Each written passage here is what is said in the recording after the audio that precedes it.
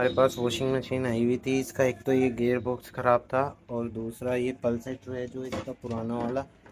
इसमें दिक्कत क्या हो रही थी कि ये जो पुराना वाला इसका पल्सेटर है, इसमें हम नट लगा रहे थे तो यहाँ से फ्री पड़ रहा था। अभी हमने एक नया पल्सेटर मंगा लिया। अब इसमें लगा के देखेंगे एक बार कि फ्री पड़ता है या नहीं पड़ता। इसमें दो चीज़ें चेंज हुई है, एक तो ये गियर बॉक्स और एक ये पल्सेटर। एक नया गियर बॉक्स भी दिखा देता हूँ मैं आपको।